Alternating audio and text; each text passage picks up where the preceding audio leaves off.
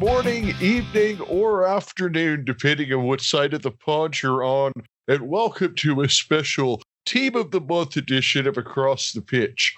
My name is Phil Kennedy, and we have our lead Accrington Stanley reporter, Tony Robinson, on the line today. He is going to be putting on a bit of a second scarf or hat of his this month with us for a couple of episodes. So as you know, Tony is a huge Accrington supporter, grew up in Accrington, even lived on Stanley Street.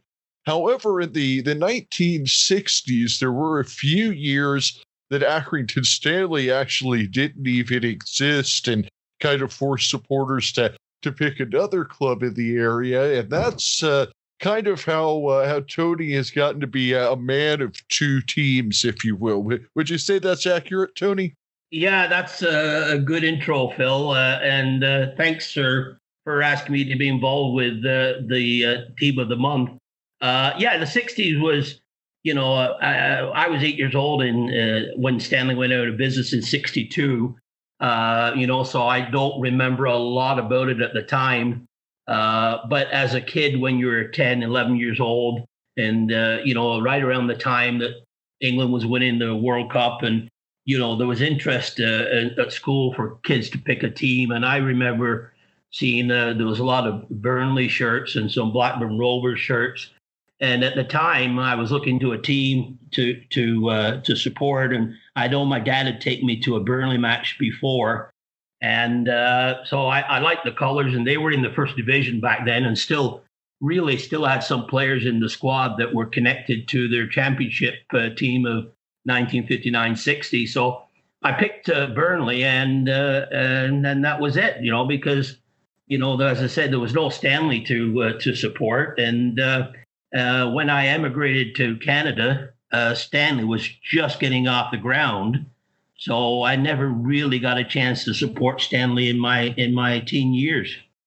Now, for those of you who don't know, Burnley is about 5 miles to the east of Accrington, and in Blackburn, I think is about 4 miles to the southwest of Accrington. So right in a 10-mile area there, you have 3 clubs. So it's really, with no Accrington Stanley, Burnley really became the local club, at least in that era, is my understanding. Well, and it's funny because one of my best friends in school was a Burnley supporter, and I know the bus that went to Burnley was at the bottom of my street.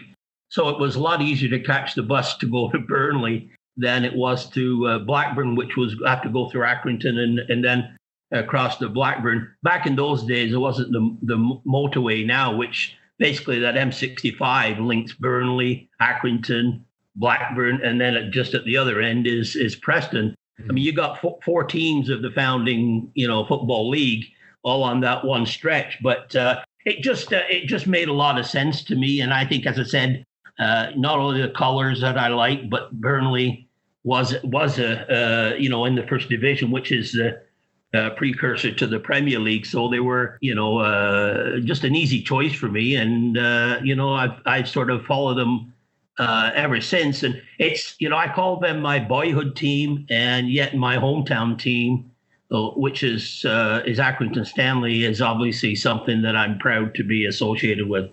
Yeah, now my understanding, and correct me if I'm wrong on this, but my understanding is that generally the relationship between Accrington and Burnley is a bit more friendly than the relationship between Accrington and Blackburn. Would you say that's accurate? Yeah, well, you got people in Accrington that, back then there was a lot of people choosing Blackburn. And it just depends. Sometimes it depended on what side of town you were on. If you were on the Oswestwhistle side and that area, you go to Blackburn, it was closer. But there seemed to be a more animosity between Burnley and Blackburn than, say, a Blackburn Accrington and Accrington to Burnley. Mm-hmm. I know people in Accrington that are Burnley or Blackburn supporters, and they're, you get along. But if you have a Burnley supporter and a Blackburn supporter, it's not easy going. It goes back quite a ways, and it's quite a fierce fierce rivalry, really. Well, yeah, I mean, like you said, I mean, these are all original league clubs, and kind of going back to what you were saying a few moments ago, I think that Burnley is certainly one of the lesser known Premier League teams, but it's also one of those teams that you think of, over the past decade as being more successful than they had traditionally been. But so you're saying that back in the 1960s, they were at at what would have been the equivalent to the Premier League level, even 60 years ago. Yeah, I mean they won the Division One, which was the Premier League equivalent now of the Championship. They won that in 59-60, and they lost. I think it was 61. In the FA Cup, they made it to the FA Cup final and lost to Spurs 3-1. They were also champions too back in 1920-21 and won the FA Cup in 1914. So they have a long history of being successful. Back in the early days and in the 60s into the 70s. So there's a lot of there's trophies in the cabinet. They made Europe in the 60s. I think it was 65, 66. I think when they made the Intercity Spur Cup, which is today what you call the Europa League.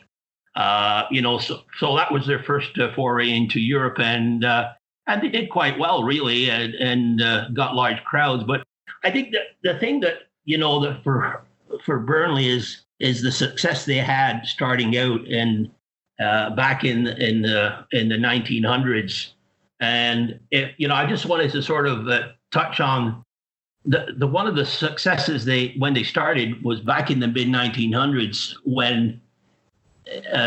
John Howarth, who was actually at Accrington Stanley, was associated with that club, and he was with Stanley from 1897 to 1910.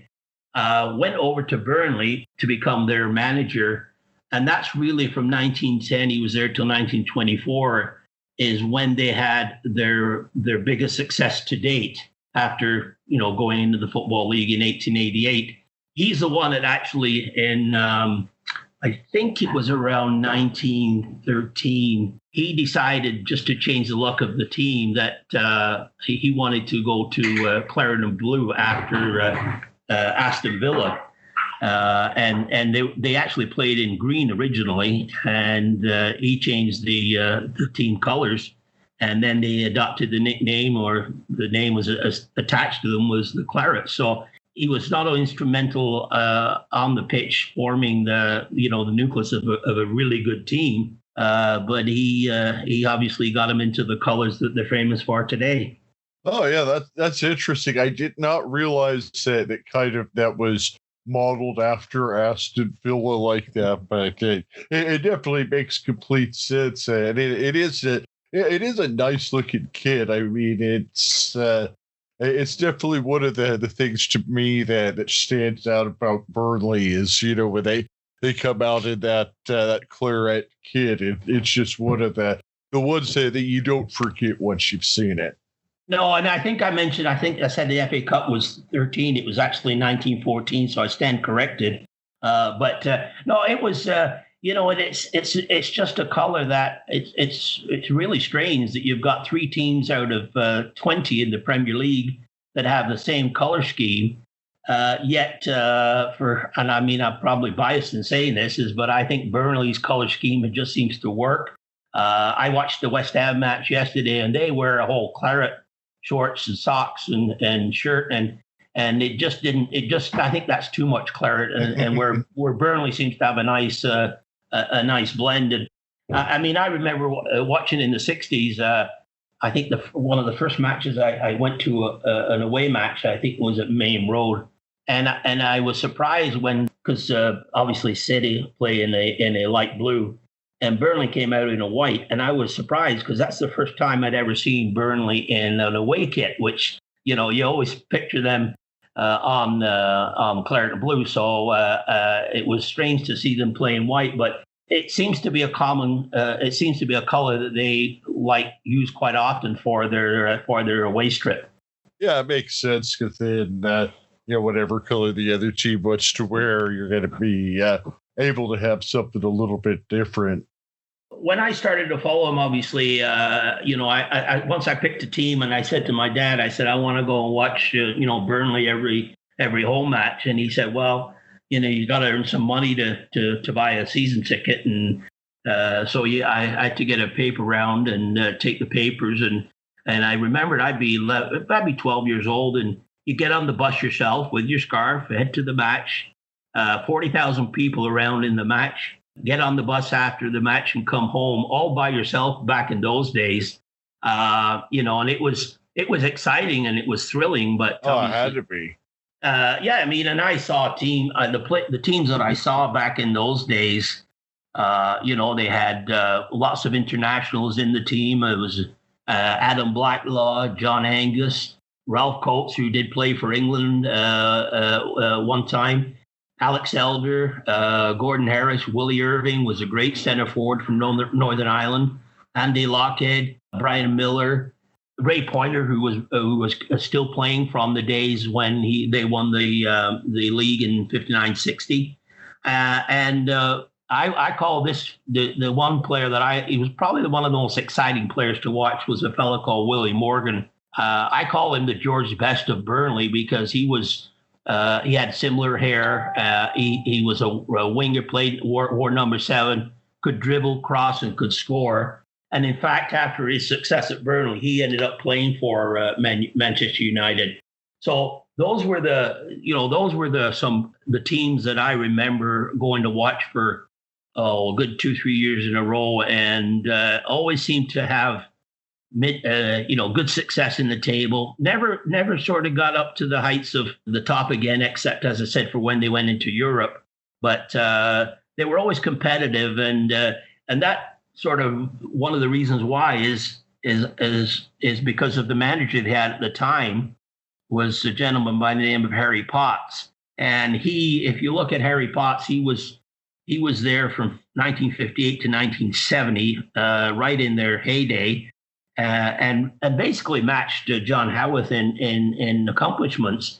He did come back in 77, 79 for 2 years, but after a poor start in 79, he was sacked. But I mean, Harry Potts is a legend at the club in similar fashion to Sean Dyche. In fact, the road in front of the Turf Moor is called Harry Potts Way. So and on the Harry Potts Way is the pub. The Sean Dyche pub. So if you do well in Burnley, you get your name on something, Yeah. So now, like you said, so you were following the club in the 60s and season ticket member, and then you moved to Canada in 1970, like you said. So that must have made it difficult to follow the club. Once you moved to Canada back in those days, huh? Yeah, it wasn't because there was just nothing really to follow. I mean, you had the North American Soccer League starting up in the States, but they never had any coverage of English football at all. There was nothing like there is today, where you can get every Premier League match, you can get some championship matches plus League 1 and 2. So it was definitely hard to follow. And in fact, one of the long game that they had to win to stay in the Football League, and if they hadn't won that, they would have gone out of business, was one against Leyton Orient. And I'm ashamed to admit it, but I miss that match altogether because we just didn't get in the news at all in Canada regarding around that. I mean, I remember what it was like, even in the 1990s in the U.S. trying to find anything out about soccer. When did you finally start having them broadcast some matches in Canada? Well, the thing that really started getting into seeing matches again was actually as I was getting older. and I had a little bit more money from work, I would make trips back over to England, and I'd try and do it at the time of year when there was a match on, and I would try, go back and see Burnley. And I remember going back for I think about 10 days, and the only match I could see was a Burnley match, and my wife and the three children were with us, and I took my two boys to see Turf Moor, and because I was obviously thrilled to show them where I watched football as a kid, and I was kind of looking. They didn't have the same excitement as I had, because they kind of wondered why I was so excited about this, because to them it was just going to see a soccer match, but it was something that I obviously grew up with.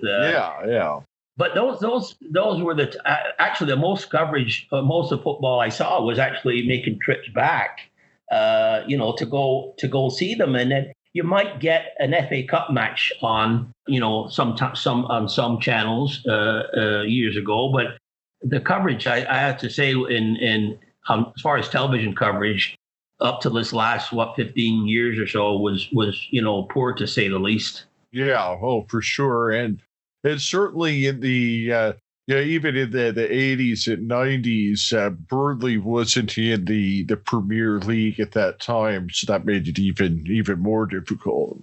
Yeah, I mean they obviously had to make their way back, and even when I did go back to see them, probably the mid 90s, they were in the Championship, and in fact, a little story that I can share is when I was living in a small town outside of Ottawa, a town called Smith Falls, which is just a small nondescript town, 10,000 people, a nice little place, but close to Ottawa. And we were at a neighbor's house, and as a sort of a get together, and he had invited a friend of his, which was a lawyer in town. And he asked, I don't know how it came up about football, and he must have asked or it mentioned, and I said I was a Burnley supporter when I was a young lad. And he said, well, I've got a trophy in my closet at home. And he said, I think it's to do with Burnley. And he said, I'll bring it into work if you want to have a look at it. So I actually went in to look. He brought it in, and I went to look at it. And it was on it was it said the FA Challenge Cup 1913, 1914. Wow. And it was the replica of the FA Cup that would be given to the chairman. It ended up in this guy's closet in Eastern Ontario in Canada, which, I mean, what's the odds of that happening? Yeah, I mean, yeah. So I contacted the club, and I got a hold of the club historian, and I said, is this possible? And he said, well, back in the day, there was, a one given out to the chairman. And he said there was a period of time when they would do some work around the club in the stands and everything, that some of these things might go missing, if you know what I mean. And so anyway, it ended up at this fellow's house. I made efforts and overtures to the guy to see if I could borrow it or buy it or whatever and get it back to the club. But he was I think once he realized the importance of it from me, that I think he realized then that maybe something he should keep and not send back to the club. But I thought it would have been nice for him to just even loan it back to the club, because that's part of their history. Yeah, and I mean, that's the kind of thing that should probably be with the club. But I'd have a hard time giving it up if I found it in my closet too. Well, I just thought it was very strange, and I thought it's something that would be nice to share. But I wrote to him a while back, but he just didn't respond. So I'm didn't sit for a while, but I'm not giving up, because I think it'd be nice to get it back to the club. But you just never know what you're going to find out when you talk to somebody about football. Anyway. Yeah, that's an amazing story. Like you said, what are the odds? Yeah. Well, so now just kind of moving forward a little bit, and we were talking about, so in the 1990s, where it was, you were saying that you saw Burnley play live in the Championship. When was it that they finally started making their way back to the Premier League? Well, they won the playoff final at Wembley, and I'm not accurate with my dates here, but I believe it was like 2009, 2010 season where they beat Sheffield United and went up to the Premier League. They didn't stay around in the Premier League. I mean, it was their first year up, and they went straight back down. They went through a bit of a change in managers at the time when they got promoted. Owen Coyle was the manager that took them into the Premier League and really was well liked in the town. And then halfway through the season, he left to go to Bolton Wanderers because he said Bolton Wanderers were 10 years ahead of Burnley, which obviously looks pretty silly now. Yeah, it sort of got thrown back in his face numerous times, and I don't think Owen Coyle would be. Let's just say the people in Burnley hold a grudge, and he's not welcome back at Turf Moor. But they went through a series of managers, and in fact, Eddie Howe was brought in and from Bournemouth, and I think he would have done well, but it was a big upheaval for him and his family, coming up north. So he left and went back to Bournemouth, and then a week later they hired Sean Dyche. So you've got Eddie Howe still at Bournemouth and is the longest serving manager in the Premier League by a week over Sean Dyche, who came in at Burnley shortly after. So it worked out for both clubs. Yeah, I mean, when Sean Dyche come on and they were in, he took them up and they went down again. But when he got them back up the second time, they came right back up in the first asking and won the league, and I think that Leicester at the time was the runner up. But they did. Obviously, he got them into the league and got them established, and that's where they are today.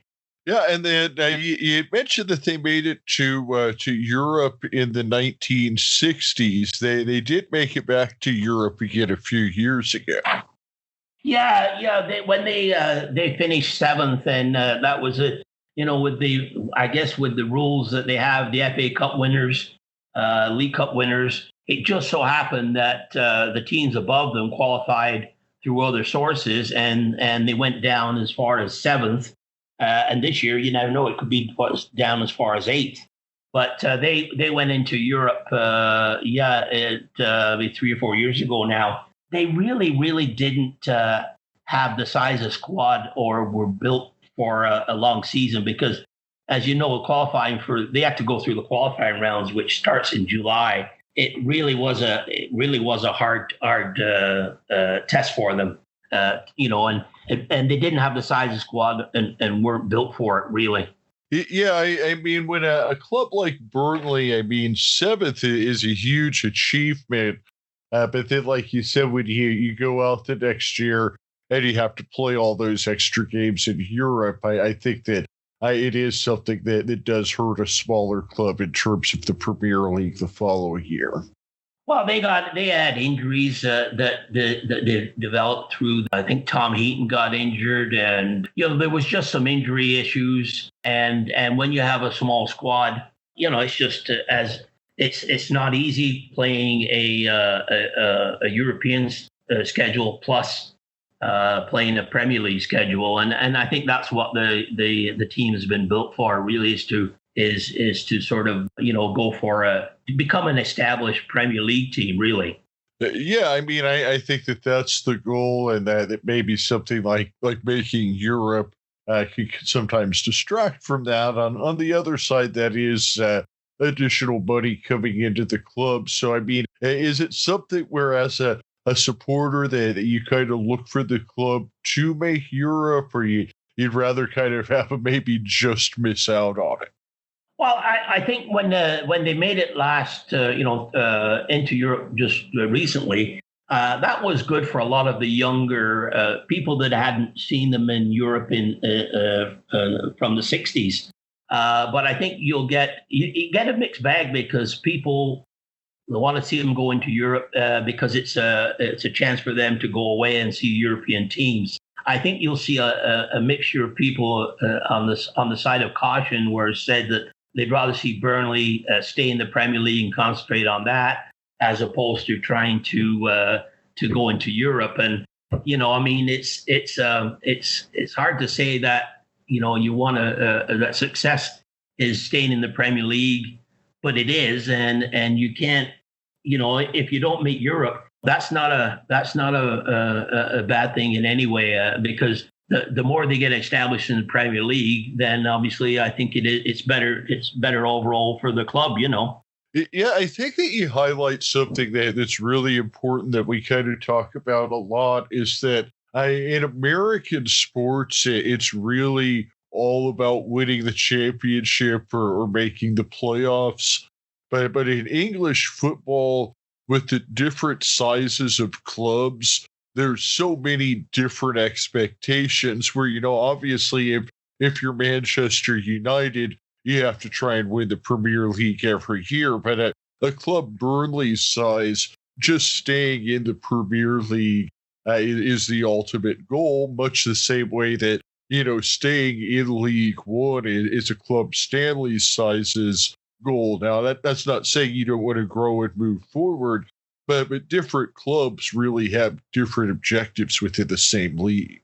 Well, yeah, I mean, you get your big clubs, and whether you call the top six or top seven, I mean, there's generally your big top six, and then you've got Leicester coming into the play, and Wolverhampton as well. And they're teams that, for the most part, especially the ones in Manchester, Liverpool, and London, have got tons and tons of money behind them. Whereas obviously Burnley, they just don't have the resources to build a squad or pay the players that can take them into Europe. So it's the economy that drives it, and I think when on a budget really that Burnley has, which is similar, I guess, to Accrington, they're just not a big budget team. And I think that's where you've got similarities between Sean Dyche and John Coleman, is that they bring the best out of players, and they bring in players of character, players that play within the team structure, the team style, as opposed to bringing in top quality or high quality cost players that don't work. I mean, there's examples of that every year in the Premier League. Aston Villa for one this year, Fulham before, where they spend money, but they just don't have the chemistry. And that's one thing you can look at when you see a Sean Dyche team and even a John Coleman team is the chemistry that they have and play as a unit. That brings to mind a good question, because it's funny that, I know a tremendous amount about Accrington, the city itself, with Burnley just being 5 miles down the road. I know tremendously little. How big of a place is Burnley? Well, it's the population. The last census, I believe, they said was around 73,000. And they listed that as, when they came into the Premier League, that Burnley was the smallest town to host a Premier League side. But when you look at Burnley, where they're located, there's teams to the, obviously to the west of them. You got Accrington and Blackburn, and going that way, Bolton further down to the south a bit. But a little bit north and to the east, there's really not any professional teams. So they do draw well from, places like Nelson, Colne, Skipton, places like that, which are maybe a similar distance to Burnley or a little further away than Accrington are, but they don't have teams around them that they draw. So Burnley's lucky in the one sense in that particular area of Lancashire, where they can draw from several communities. And they do, because, their stadium capacity is around 21,000, and they usually average about 95%, capacity. So, a lot of those people in that stadium are from the surrounding areas. So they do draw well. I mean, back in the 60s, I remember they would be 40,000 people when it was standing room, and I mean, you got 40,000 people. That's almost, if you look at the town itself, that's like one out of every two people was at the match. But they did draw from other areas very well. Yeah, that's an interesting thing that you bring up. And in 73,000, that's honestly, that's much, much smaller than I would have guessed. And I just kind of looking at the map here, I see to the east, you've got Bradford City and Huddersfield, and a little bit further, you've got Leeds. But yeah, if you look to the north, there's just nothing until you get to Carlisle.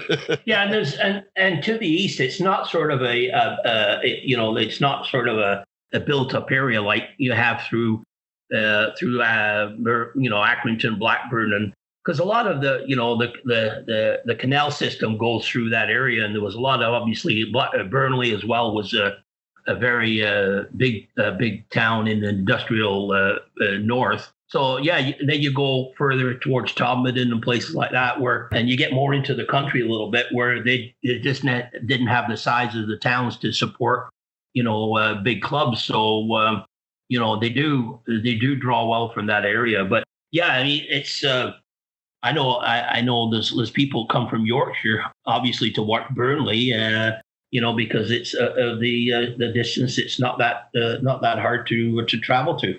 Yeah, I didn't really think of that aspect, but yeah, I mean, I didn't expect 73,000 is like I said, much smaller than I had expected you to say. So now we're doing this in a two-part series, and today we've basically been focusing more on the history of things about the town. In the next episode, we're really going to kind of get deep into what the team is doing now, who the players are, things like that. But what aspects of the history had written down that we haven't gotten to yet today, Tony? Well, I think we'd be amiss if we didn't touch on one of the most controversial, influential figures in the club's history, and that would be Bob Lord, who was the chairman and became quite involved with the Football League. I mean, he started out as owning a butcher shop, and then bought a chain, and obviously made his wealth in meat management, if you want to say that, or being a butcher. He got onto the board in 1950 and worked his way up to become the chairman in 55. And he's the one that really sort of he loved football, and built bringing in Harry Potts and built the team. And he was responsible for their glory years in the late 50s and early 60s. And he was a character because he was against the television broadcasting the football matches. In fact, BBC Match of the Day, when they were starting out, he wouldn't let the cameras in at Turf Moor because he didn't want it to be shown on television. I think he felt probably that it would affect the revenue for the club, because back in those days, obviously the revenue was just ticket sales, no TV money. And it was a different era for sure. Yeah, and he barred some press people and TV people. So he was quite a character, and he did, as I say, work his way up into a position in the Football League, and he was There's two different sides, the stories. Those people love Bob Lord, and there's people who thought he was quite a character in other ways. And he tried to help Accrington out in 1962, and unfortunately it didn't quite work out. And then unfortunately he died of cancer at an early age of 73 while he was still chairman. But I think, obviously they've got a stand, a Bob Lord stand named after him, which at the time was a very impressive stand. But now if you watch a match on, it's funny because when you a match is televised from Turf Moor, you've got two stands that are two tiers, and you've got two stands that are one tier. So it's quite a different view, because you've got two modern stands, and you've got the cricket end stand, which is for away fans, and they finally put new seats in it last year. They still had wood seats in it up till a year or two ago. Oh wow! And then the Bob Lord stand. But the one thing you'll find with the commentators is that they're in the James Hargrave stand, and they're high up. And when when the cameras will look over top of the Bob Lord stand, and you can see the Pennines in the distance and the moors and that sort of thing. And it's funny because you can see almost the rain when it comes in, and generally, in the winter months, there's not a match goes by where you don't see some rain or wind blowing in at Turf Moor, and it's comical because the commentators will say, "Here comes the rain. It's going to start in any minute now." So, but it's a very picturesque, different stadium in the sense that it's been in the same spot since in the 1882 or 83 when they started playing there. So it's developed over the years, and it's only a minute's walk from downtown. But and there's terraced houses beside it, so it's right in the middle of Burnley. But it is a very unique stadium with tons and tons of character. I'll tell you something that it kind of caught my ear there. It's something that it's come to my attention since I started following Accrington Stanley is that name that you mentioned, Hargraves. I think I maybe heard it 2 or 3 times in my life before, but in that part of Lancashire, it really seems as common as Smith. Well, and there's another name that I mentioned too is Howarth. Howarth is a well-known name in Accrington too. There's the Howarth Art Gallery, and so John Howarth was a name that obviously is associated with that area and had success in at Burnley. So yeah, Hargreaves is a name, a local name, or namer in that area that you do crop up with. As I say, there's names Hargreaves associated with both clubs, isn't it? Accrington and Burnley. Yeah, I mean, and that's kind of where it came from. Obviously, David Hargreaves, the big time 300 goal scorer for Accrington, and then there was another Hargreaves that came up, and I asked Darren Woodhead. I said, "Oh, are they related?" And he's like, "Oh no, everybody's named Hargreaves around here." So there's almost as many Robinsons as there are Hargreaves, but we never made it famous. We were never good enough to make it to that level. I mean, I love the sport, but unfortunately, I had 2 left feet when it comes to playing football, and I was right-footed, so that's not a good combination. Well, I think that's because you guys all came over here and became popular over here, because there's a lot more Robinsons on this side of the pond than Hargreaves. Well, it seems like every North NFL team, I should say, has a Robinson on the team. So, I would have no problem getting a shirt somewhere with the name Robinson on the back. Yeah, I have Kennedy, which you'd think would be kind of common, but I can only think of maybe about two players named Kennedy. Tony, when we do these episodes, there's a question that I usually always ask as my final question, but I'm actually going to phrase it a little bit differently for you, because I'm usually talking to someone who's talking about their favorite team. But so Burnley isn't your favorite team. They're your second club. Instead of asking you to tell people why Burnley should be their favorite club, the way I'm going to phrase this question is, if there's somebody out there that supports, say, their local club in lower leagues, or maybe they're a fan of a U.S. team, but they're interested in watching the Premier League and kind of want to have a Premier League club to follow as their second or third club, tell me or them why Burnley should be that club that they pick to follow in the Premier League. They're the ultimate underdog, and I think a lot of sport fans, like to support an underdog. I mean, it's easy to pick a team, and I know there's lots of people out there like the big clubs, Spurs, Man City, Liverpool, and the teams in London, Chelsea and Arsenal. I mean, those are teams that get promoted, and you can. And I don't have a problem with anybody supporting those clubs whatsoever.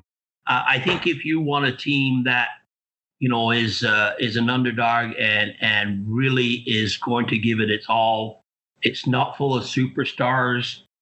It's not got a lot of rich players.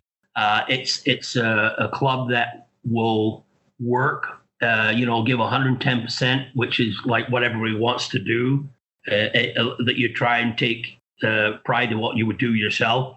And they're a working class team in a small working class town. So, it's to me, if you want to support a club that is going to play with passion, give it its all. Follow Burnley. If you want a club that's going to win trophies and then maybe not their club for you, but if you like an underdog and you like a team that gives 110% every time, then go ahead and follow Burnley, because you won't be disappointed. You'll have some heartaches, but that's all part of following a professional sports team. Is you got to take the bad with the good, don't you? Well, absolutely, and I think that gets back to what I was talking about with Johnny in the Stevenage episodes, is that if you're following a smaller club, you get to have that won the World Cup moment just when your club stays up in the Premier League another year, and and that's a special kind of joy in itself. And I mean, certainly, I've told my story on the show plenty of times of how when they first started kind of broadcasting the Premier League over in the U.S., that I kind of said, okay, I don't want to root for Manchester United. Who hates Manchester United? And somebody said Arsenal. I said, okay, I'll start rooting for them then. And so that's kind of how I got my start on English football and dialed down from there. So, I mean, being that, Arsenal was the first club I ever followed, they're always going to be my Premier League team. But if I didn't already have a Premier League team, a club like Burnley would certainly be at the top of my radar. Well, I think for you, Phil, they check off the boxes of why you support a team, and they give a lot of opportunity to players to prove themselves, that get cut from other teams, as is similar to what we see at Accrington, where they pick up players that have been let go from other clubs. And I mean, they have an academy now which we'll talk about later on, but there's an opportunity for players in the lower leagues to get established at a club like Burnley a lot quicker than at maybe a top six club.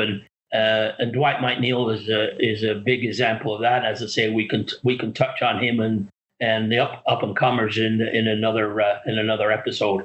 Well, absolutely, because like I said, today we were just really focusing on the history and a bit of who is Burnley and kind of your experiences following the team throughout the years, and I think we've done a great job with that.